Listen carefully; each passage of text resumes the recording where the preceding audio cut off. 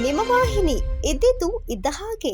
ಕರ್ನಾಟಕ ರಾಜ್ಯದಲ್ಲಿ ಸುಮಾರು 20,000 ನ್ಯಾಯಬೆಲೆ ಅಂಗಡಿ ಮಾಲೀಕರಿದ್ದು ಪಡಿತದಾರರಿಗೆ ಸಿಟಿಜನ್ ಆಫ್ ಮೂಲಕ ಉತ್ತಮ ರೀತಿ ಕಾರ್ಯನಿರ್ವಹಿಸುತ್ತಿದ್ದು ನಿಗದಿತ ಸಮಯದಲ್ಲಿ ಗ್ರಾಹಕರಿಗೆ ಧಾನ್ಯಗಳನ್ನು ವಿತರಣೆ ಮಾಡುತ್ತಿದ್ದೇವೆ. ಆದರೆ ಆಹಾರ ಇಲಾಖೆ ಅಧಿಕಾರಿಗಳು ಇತ್ತೀಚೆಗೆ ಮಂತ್ರ ಎಂಬ ನೂತನ ಸಾಫ್ಟ್ವೇರ್ ಅಳವಡಿಕೆ ಮಾಡಬೇಕೆಂದು ಒತ್ತಡ ಏರುತ್ತಿರುವುದು ಸಾಕಷ್ಟು ಅನುಮಾನಗಳಿಗೆ ಎಡೆ ಮಾಡಿಕೊಟ್ಟಿದೆ. ಈ ತಕ್ಷಣ ಆದೇಶವನ್ನು ಹಿಂಪಡೆದು ಯಥಾಸ್ಥಿತಿ ಕಾರ್ಯನಿರ್ವಹಿಸಲು ಅನುವು ಮಾಡಿಕೊಡಬೇಕೆಂದು ಆಹಾರ ಸಚಿವರಾದ ಮುನಿಯಪ್ಪರವರು ಹಾಗೂ ಮುಖ್ಯಮಂತ್ರಿ ಸಿದ್ದರಾಮಯ್ಯರವರಿಗೆ ಪತ್ರ ಬರೆದು ನೂತನ ಆ್ಯಪ್ ಅಳವಡಿಕೆ ಮಾಡದಂತೆ ನಿರ್ದೇಶನ ನೀಡಬೇಕೆಂದು ರಾಜ್ಯ ಪಡಿತರ ವಿತರಕರ ಸಂಘದ ರಾಜ್ಯಾಧ್ಯಕ್ಷ ಟಿ ಕೃಷ್ಣಪ್ಪ ಒತ್ತಾಯಿಸಿದ್ದಾರೆ. ರಾಜ್ಯದಲ್ಲಿ ಉತ್ತಮ ರೀತಿ ಕಾರ್ಯನಿರ್ವಹಿಸುತ್ತಿರುವ ಪಡಿತರ ವಿತರಕರ ಮಾಲೀಕರ ಬಗ್ಗೆ ಆಹಾರ ಇಲಾಖೆಯೂ ಕೂಡ ಸಹಕಾರ ನೀಡಬೇಕು. ಈ ಹಿಂದೆ ಇಲಾಖೆ ಆದೇಶದಂತೆ ಎಲೆಕ್ಟ್ರಿಕ್ ತೂಕದ ಯಂತ್ರಗಳು ಮತ್ತು ಸಿಸಿಟಿವಿ ಅಳವಡಿಕೆ ಆದೇಶವಿದ್ದರೂ ಇನ್ನೂ ಕೂಡ ಅಳವಡಿಸಿಲ್ಲ ಹಾಗೂ KYC ಹಣವನ್ನು ಕೂಡ ಬಿಡುಗಡೆ ಮಾಡದೆ ನಿರ್ಲಕ್ಷ್ಯ ವಹಿಸಿದ್ದಾರೆ. ಈ ಸಂಬಂಧ ಆಹಾರ ಸಚಿವರು ಸೂಕ್ತ ಕ್ರಮವನ್ನು ವಹಿಸಬೇಕೆಂದು ಒತ್ತಾಯಿಸಿದರು. ಸರ್ಕಾರಿ ಪಡಿತರ ವಿತರಕರು ಸುಮಾರು ರಾಜ್ಯದಲ್ಲಿ 20,000 ನ್ಯಾಯಬೆಲೆ ಅಂಗಡಿ ಮಾಲೀಕರಿದ್ದೀವಿ. ಸುಮಾರು ವರ್ಷಗಳಿಂದ ನಾವು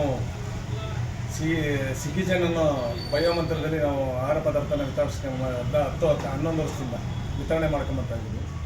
ಆದರೆ ಈಗ ಹೊಸದಾಗಿ ಮಂತ್ರ ಅನ್ನೋ ಭಯನ ನೀವು ತಗೋಬೇಕು, ಮುಂದಿನ ತಿಂಗಳು ಅದು ಕ್ಯಾನ್ಸಲ್ ಆಗ್ತದೆ ಅವು ಅಂತ ಸಬು ಬೇಡಿ ಸುಮಾರು 3-4 ತಿಂಗಳಿಂದ ಒತ್ತಡ ತರ್ತಾ ಇದ್ದಾರೆ. ಈಗಾಗಲೇ ನಾವು ಮಾನ್ಯ ಸಚಿವರು ಗಮನಕ್ಕೆ ತಂದು ಸಚಿವರು ಮತ್ತು ಕಾರ್ಯದರ್ಶಿಯವರು ಮತ್ತು ಕಮಿಷನರು ಮತ್ತು MD ಅವರು ನಾವು ಎಲ್ಲ ಕೂತು ಚರ್ಚೆ ಮಾಡಿದ್ದೀವಿ. ಮಾನ್ಯ ಸಚಿವರು ಸುಧಾ ಇವೆಲ್ಲ ಆದಮೇಲೆ ನಾವು ಸರ್ಕಾರದಿಂದ ಕೊಡಿಸೋಣ ಅಂತ ತೀರ್ಮಾನ ತಗೊಂಡಿದ್ದಾರೆ. ಅದು ನಮಗೆ ಅವಶ್ಯಕತೆ ಇಲ್ಲ, ಮಂತ್ರ ಅನ್ನೋ ಭಯ ಅವಶ್ಯಕತೆ ಇಲ್ಲ. ಸಿಟಿಜನ್ ಅನ್ನೋದೇ ತುಂಬ ಚೆನ್ನಾಗಿ ನಡೀತಾ ಇದೆ. 10-11 ವರ್ಷದಿಂದ ಚೆನ್ನಾಗಿ ನಡೆಸ್ತಾ ಇದ್ದೀವಿ. ಈ ಉದ್ದೇಶಕ್ಕೋಸ್ಕರ ಈ ಕೆಲವು ಅಧಿಕಾರಿಗಳು, ಕೆಳಮಟ್ಟದ ಅಧಿಕಾರಿಗಳು ಒತ್ತಡ ತರ್ತಾವ್ರೆ ನ್ಯಾಯಬೆಲೆ ಅಂಗಡಿ ಮಾಲೀಕರಿಗೆ ಅಂತ ಗೊತ್ತಿಲ್ಲ.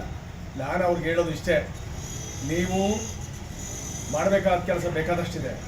ನವೆಂಬರ್ ತಿಂಗಳಲ್ಲಿ ರಾಜ್ಯ ಸರ್ಕಾರ ಪ್ರತಿ ರಾಜ್ಯದ ಎಲ್ಲ ಸಗಟು ಮಳಿಗೆಗಳಿಗೆ ಎಲೆಕ್ಟ್ರಾನಿಕ್ ಸ್ಕೇಲು CC ಕ್ಯಾಮ್ರಾ ಅಳವಡಿಸೋಕ್ಕೆ ಸರ್ಕಾರ ಹಣ ಬಿಡುಗಡೆ ಮಾಡಿದ್ರೆ ಅದಿನ್ನೂ ಸರಿಪಡಿಸೋಕ್ಕಾಗ್ತಾ ಇಲ್ಲ. ಪ್ರತಿ ಸಗಟು ಮಳಿಗೆಲ್ಲೂ 2 kg 1 kg 3 kg ಈ ಥರ ಕಡಿಮೆ ಕೊಡ್ತಾ ಇದ್ದಾರೆ. ಅದ್ರ ಮೇಲೆ ನೀವು ದಾಳಿ ಮಾಡಿ ಕ್ರಮ ತಗೊಳ್ಳಿ ಅಂದರೆ ನೀವು ಮಂತ್ರ ಹಾಕೊಳ್ಳಿ, ಮಂತ್ರ ಕೆಟ್ಟೋದಾಗ ನಾವೇ ಹಾಕತ್ತೀವಿ. ಒಂದು ಹೊಸ್ದಾಗಿ ಚೆನ್ನಾಗಿ ನಡೀತಾ ಇರೋಂಥ ಪದಾರ್ಥನ ತೆಗೆದು ಹಾಕ್ಬಿಟ್ಟು ಹೊಸ್ದಾಗಿ ಹಾಕೊಳ್ಳಿ ಅಂದರೆ ಇದ್ರ ಉದ್ದೇಶ ಏನು? ಇದ್ರಿಗೆ ಯಾಕೆ ಪಾತ್ರ ವಹಿಸ್ತಾ ಇದ್ದೀರಿ ನೀವು? ಅದು ಪೂರ್ತಿ ನಿಲ್ಲಿಸಿದ್ರೆ ಕೇಂದ್ರದಿರ್ಬೋದು, ರಾಜ್ಯ ಸರ್ಕಾರದ ಆದೇಶ ಇರ್ಬೋದು, ಆದೇಶ ಕೇಳೋಲ್ಲ. ಉತ್ತಮವಾಗಿ ಕೆಲಸ ಮಾಡೋದನ್ನ ನೀವು ತೆಗೆದು ಬೇರೆಯನ್ನ ಜೋಡಿಸಿ ಅಂದರೆ ಅರ್ಥ ಏನು? ನಮಗೆ ಅವಶ್ಯಕತೆ ಇಲ್ಲ ಅದು ಮಂತ್ರ ಅನ್ನೋ ಭಯದು. ನಾವು ಸಿಟಿಜನ್ ಅಂದರೆ ಚೆನ್ನಾಗಿ ಮಾಡ್ತಾ ಇದ್ದೆ ಕೆಲಸನ, ಅದು ನಿಂತೋದ್ಮೇಲೆ ನಾವೇ ತಗೋತೀವಿ. ಇಲ್ಲಾಂದರೆ ನೀವು ಕೊಡಿಸೋದಿಲ್ಲ, ಸರ್ಕಾರದಿಂದ ಕೊಡಿಸಿ. ಜನಗಳಿಗೆ ಬರ್ಡನ್ ಕೊಡೋಕೆ ಹೋಗೋದು. ನೀವು ಮಾಡೋ ಕೆಲಸ ಬೇಕಾದಷ್ಟಿದೆ. ನಿಮ್ಮ ಸಚಿವರು ಹೇಳಿದ್ದಾರೆ, ಒಪ್ಪಿದ್ದಾರೆ.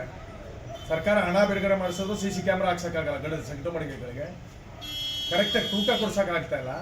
ನೀವು ಬೆಳಗ್ಗೆ ಎದ್ದು ಮೆಸೇಜ್ ಹಾಕಿ ಮಾಲೀಕರನ್ನು ಎದುರಿಸ್ತಾ ಇದ್ದೀರಾ ನೀವು ಅಧಿಕಾರಿಗಳು. ಯಾತಕ್ಕೆ? ಕೊಡಿಸಿ. ಮಾನ್ಯ ಸಚಿವರು ಹೇಳಿದ್ದಾರೆ, ಕಾರ್ಯದರ್ಶಿಯವರು ಹೇಳಿದ್ದಾರೆ, ಕಮಿಷನರ್ ಕೂತ್ಕೊಂಡು ಹೇಳಿದ್ದಾರೆ. ಕೇಂದ್ರ ಸರ್ಕಾರ ಮೇಲೆ ಯಾಕೆ ಹೇಳ್ತೀರಿ?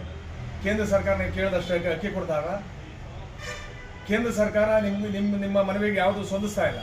ಹಂಗಾದ್ಮೇಲೆ ಕೇಂದ್ರದ ಆದೇಶ ನೀವು ಪಾಲಿಸ್ಬೇಕು ಅಂತ ಏನಿದ್ರಿ, ಯಾಕೆ ಪಾಲಿಸ್ತಾ ಇದ್ದೀವಿ ನೀವು? ಇದನ್ನ ನಾವು ಸುಮ್ಮನೆ 1 ಸರಿ 2 ಸರಿ ಹೇಳಿದ್ದೀವಿ, ಮನವಿನೂ ಕೊಟ್ಟಿದ್ದೀವಿ. 6 ವರ್ಷ ಆಗಿದೆ. KYC ದುಡ್ಡು ಕೊಡಿಸೋ ಯೋಗ್ಯತೆ ಯಾವ ಇಲಾಖೆಯವ್ರಿಗೆ ಇಲ್ಲ. ಯಾಕೆ ಕೆಲಸ ಮಾಡಿಲ್ವ ನಾವು? 6 ವರ್ಷದಿಂದ ದುಡ್ಡು ಬಂದಿಲ್ಲ. ಮೊದಲು 6 ವರ್ಷದ KYC ದುಡ್ಡು ಬಿಡುಗಡೆ ಮಾಡಿಸಿ, ಮತ್ತು ರಾಜ್ಯ ಸರ್ಕಾರ ಹಣ ಬಿಡುಗಡೆ ಮಾಡೋದು CC ಕ್ಯಾಮ್ರಾ ಹಾಕಿ, ಎಲೆಕ್ಟ್ರಾನಿಕ್ ಸ್ಕೇಲ್ನ ಅಳವಡಿಸಿ, ಸರಿಯಾಗಿ ತೂಕ ಕೊಡಿಸಿ ಅಂತ. ಅದ್ರ ಬಗ್ಗೆ ಗಮನ ತಗೊಳ್ಳಿ ನೀವು. ಅದ್ರ ಬಗ್ಗೆ ಗಮನನೇ ಇಲ್ಲ. ಇವ್ರಿಗೇನು ಕೆಳಮಟ್ಟದ ಅಧಿಕಾರಿಗಳು ಮಾಮೂಲಿ ಬರ್ತದಲ್ಲ. ನಮ್ಮ ನ್ಯಾಯಬೆಲೆ ಅಂಗಡಿ ಮಾಲೀಕರು ಹಂಗೆ ಅವ್ರು ಯಾವ ಫುಡ್ ಇನ್ಸ್ಪೆಕ್ಟರ್ ಹೇಳ್ಬಿಟ್ಟು ಸಾಕು ಓಡಾಡಕ ಮಾಡ್ತಾರೆ. ಯಾತಕ್ಕೆ? ನಮ್ಗೆ ಕೊಡ್ತಾ ಇರೋ 5 kg ಅಕ್ಕಿರಿ, ಅದಕ್ಕೆ ಇಲ್ಲದೆಲ್ಲ ಕಾನೂನು ಮಾಡೋಕ್ಕಾಗ್ತದೆ. ಇರೋ ಸಿಟಿಜನ್ ಚೆನ್ನಾಗಿ ಕೆಲಸ ಮಾಡ್ತಾ ಇದ್ರು ಯಾಕೆ ಹೊಸ್ತು ಹಾಕಿದ್ದೀರಿ? ನಮ್ಗೆ ಅವಶ್ಯಕತೆ ಇಲ್ಲ. ನಿಮಗೆ ಬೇಕಾದ್ರೆ ನೀವು ಹಾಕ್ಸ್ಕೊಳ್ಳಿ, ನಾವು ಹಾಕತ್ತೀವಿ.